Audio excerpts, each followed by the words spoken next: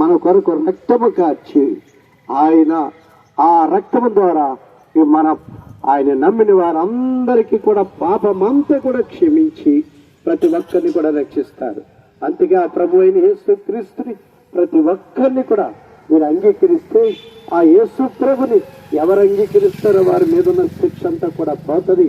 ఎవరు యేసు ప్రభుని అంగీకరిస్తారో వారి పాపమంతా కూడా పోతుంది. యేసు ప్రభుని ఎవరు అంగీకరిస్తారో వారందరి మీద కూడా శాపమంతా కూడా పోతుంది. అంతగా ప్రభు అయిన యేసు క్రీస్తుని ప్రతి ఒక్కరు కూడా అంగీకరించాలని మీ అందరినీ కూడా మనం చేస్తున్నాను. ప్రియులారా, మీరందరూ కూడా ఒకవేళ ఎన్నో దాన ధర్మాలు చేయొచ్చు, ఎన్నో మేలు చేయొచ్చు, పాపం పోతుందని ఎన్నో పుణ్యాలు చేయొచ్చు. ఎన్ని చేసినా మన గ్రామంలో మంచివారని చెప్తారు, కానీ పాపం పోదు. ఆ పాపమే కుటుంబాన్ని చెదరగొడుతుంది, ఆ పాపమే ప్రతి ఒక్కరి ప్రాణాలు తీసేస్తుంది, ఆ పాపమే మనశ్శాంతి లేకుండా చేస్తుంది. ఆ పాపము పోవాలి అంటే యేసు ప్రభుని అంగీకరించాలి. అంగీకరించినప్పుడే ఆయన రక్తం ద్వారా మన పాపం పోతుంది, మన మీద ఉన్న శిక్ష అంతా కూడా పోతుంది. అప్పుడు పరలోకానికి వారసులు కలిగి ఉంటాం, భూమి మీద మనం అందరం కూడా క్షేమం కలిగి ఉంటాం. అంతగా ప్రభు అయిన యేసు క్రీస్తుని ప్రతి ఒక్కరు కూడా అంగీకరించాలని మీ అందరినీ కూడా మనము చేస్తున్నాం. చూడండి, రోగం ఉందంటే ప్రతి ఒక్కరికి కూడా మందు ఏంటంటే యేసు రక్తమే. ఆ రక్తం ద్వారాగానే మన రోగాలు పోతాయి. ఆ రక్తం ద్వారాగానే మనందరికీ కూడా పాపమంతా కూడా పోతుంది. ఆ రక్తం ద్వారాగానే ప్రతి ఒక్కరికి కూడా శిక్ష అంతా కూడా పోతుంది.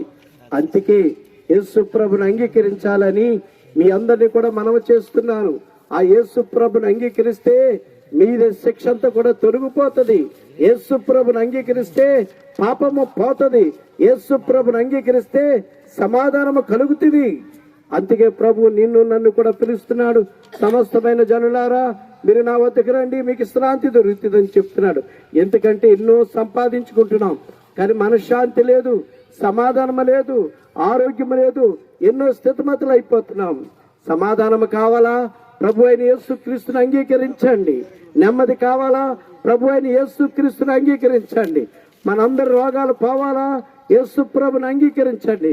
యేసు ప్రభుని అంగీకరిస్తే ఇప్పుడే మనందరికీ స్వస్థత కలిగి నెమ్మది కలుగుతుంది. అందుకే ఆ ప్రభు అయిన యేసు క్రీస్తుతో ఒక్క మాట చెప్పండి, ప్రభువా నువ్వు గొప్ప దేవుడు అంట, మా పాపాలన్నీ క్షమించండి అని నువ్వెక్కడుంటే అక్కడే ప్రభుని అడిగితే ఆ ప్రభు క్షమాపణ ఇప్పుడే మిమ్మల్ని క్షమిస్తాడు. మీ కుటుంబాలు ఎంతో నెమ్మది కలిగి దేవుడు ఎంతో అద్భుతం చేస్తాడు. చిన్న ప్రార్థన చేద్దాం.